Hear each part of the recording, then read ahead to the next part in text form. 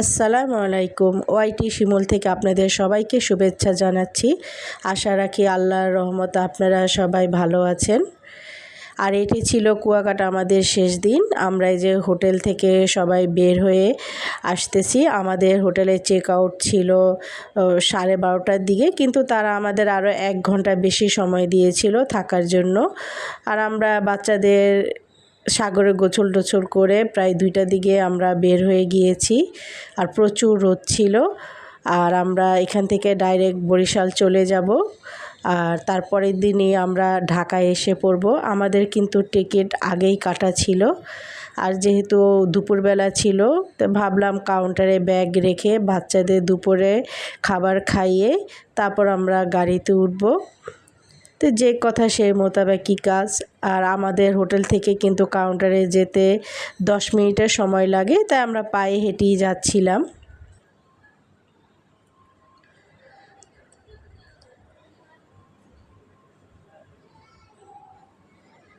আর এই কুয়াকাটাকে আমরা অনেক মিস করব। যে 2টা দিন ছিলাম ভালোই সময় কেটেছে।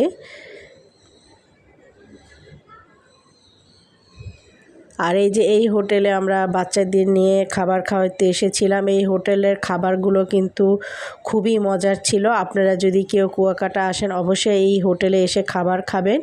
এটি ছিল একদম মেন রোডের সাথে হোটেলটি।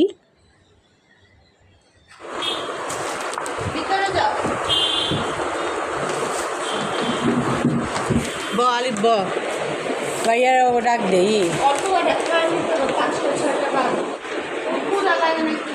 লাগে না আছে সবাই কাটে পানি হয়।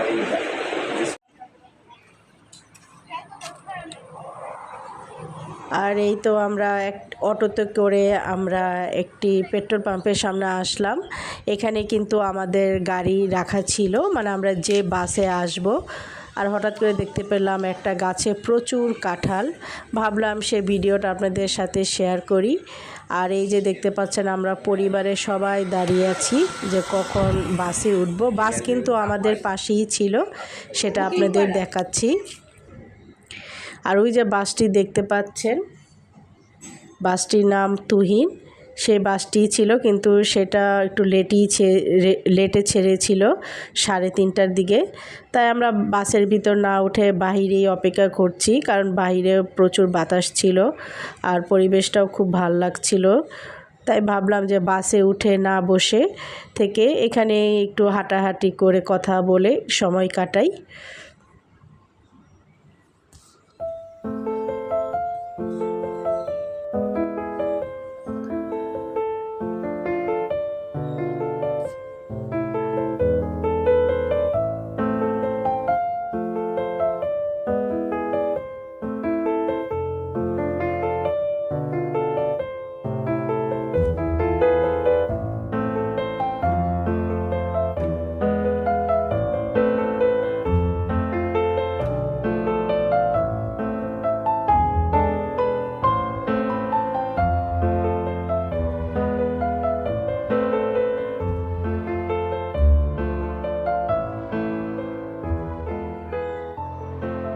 আর আমরা কিন্তু বরিশাল চলে এসেছিলাম। সে ভিডিওটা করতে পারিনি, যেহেতু সবাই জার্নি করে এসেছিলাম, খুবই ক্লান্ত ছিলাম। তারপরের দিনে আমাদের ঢাকায় আসতে হবে, তাই সে বাড়ির ভিডিওটা করা হয়নি। আর এটি হচ্ছে তার পরের দিন আমরা যখন ঢাকায় চলে আসব। আর আমরা যাচ্ছি কাউন্টারের দিকে টিকিট কাটার জন্য। আমরা খুব ভোর সকালেই রওনা দিয়েছিলাম। আমাদের প্ল্যান ছিল আমরা প্রায় 7টা বা 7:30টার গাড়িতে উঠে ঢাকায় আসব, যত তাড়াতাড়ি আসা যায়। আর আমরা এসেছিলাম শ্যামলী গাড়িতে। আর আমরা শ্যামলীতে এসেই কিন্তু টিকিট কেটেছিলাম। আর আমাদের গাড়ি ছিল 8:30টার দিকে। আর যেহেতু আমরা খুব ভোর সকালে উঠেছি, আমরা কিন্তু বাসা থেকে নাস্তা করে আসিনি। তাই ভাবলাম যে হাতে যেহেতু আরও 30-40 মিনিট সময় আছে, তাই বাচ্চাদের নাস্তা খাইয়ে তারপর আমরা গাড়িতে উঠি। কারণ আমাদের বাসায় পৌঁছাতে প্রায় 12টা 12:30 বেজে যাবে। বরিশাল থেকে ঢাকায় যেতে আপনারা সবাই জানেন 3.5 ঘন্টার মতো সময় লাগে, যদি রাস্তায় জ্যাম না থাকে। আর এই যে এই তো আমরা কাউন্টারের দিকে এসে পড়েছি, এই যে দেখতেই পাচ্ছেন। তো কাউন্টারে এসে তারপর এখানে আমরা টিকিট কেটে ব্যাগটা রেখে তারপর হোটেলে ঢুকে গিয়েছি নাস্তা খাওয়ার জন্য।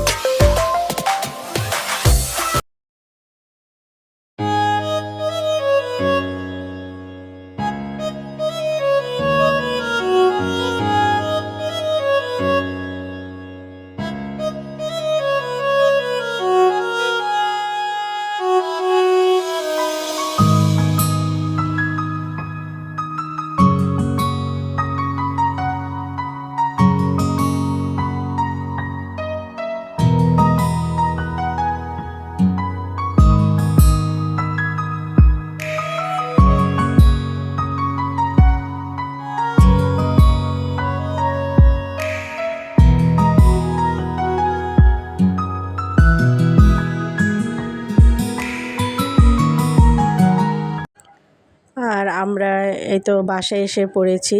সম্পূর্ণ ভিডিওটা আমরা দেখাইনি। বাসায় এসে ঘরদুয়ার একটু গুছিয়ে ঝাড়ু টাড়ু দিয়ে তারপর বাচ্চাদের আমরা একটু লিচু খেতে দিয়েছি। আসার সময় বাসে বসে লিচু কিনেছিলাম।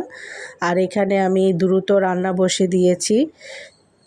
আর আমার বোন কিন্তু ছিল না, সে মাত্র একটি রাত ছিল, পরের দিন ভোর সকালে সেও কিন্তু চলে গিয়েছে। তাই সেরকম কিছু তাদের জন্য আমি আয়োজন করতে পারিনি, থাকলেও হয়তো করতাম। আর আমাদের তো আস্তে আস্তে প্রায় 12:30 বেজে গিয়েছে, দুপুর হয়ে গিয়েছিল। তাই যতটুক পেরেছি ততটুকুই আমি তাদের জন্য আয়োজন করেছি।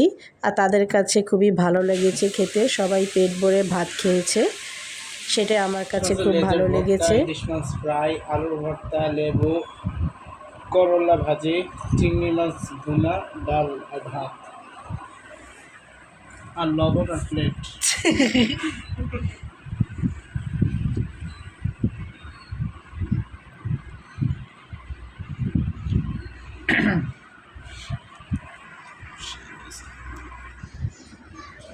আর এই তো সবাই খাচ্ছিল। আর এটি ছিল বিকেলবেলা। আমরা কুয়াকাটা থেকে কিন্তু সেরকম কিছু আনিনি, শুধু আমার বোনের ছেলেকে আমি শখ করে চকলেট, তারপর আপনার কিছু নাটস আর আচার কিনে দিয়েছিলাম, সেটাই তাদেরকে বের করে দেখাচ্ছিলাম। আর এটি ছিল বিকেলবেলা। বরিশাল থেকে ভুট্টা নিয়ে এসেছিলাম, সেটা আমার বোনের ছেলেকে পুড়ে দিচ্ছিলাম, সে আবার ভুট্টা পুড়িয়ে খেতে খুব ভালোবাসে। আর এখানে আমি বিকেলের নাস্তার জন্য সেরকম কিছু আয়োজন করিনি, ওই দোকান থেকে আপনার আলু চপ বেগুনি এনে ওদের মুড়ির ভর্তা বানিয়ে দিয়েছিলাম আর চা করে দিয়েছিলাম।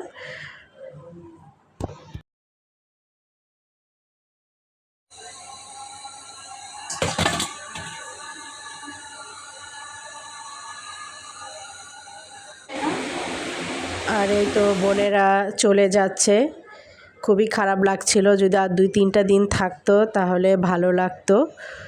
সে খুব তাড়াহুড়া করেই চলে গেল। তো কিছু করার নেই, সবাই যে যার কাজে ব্যস্ত। তো আজ ভিডিওটা এই পর্যন্ত রাখছি।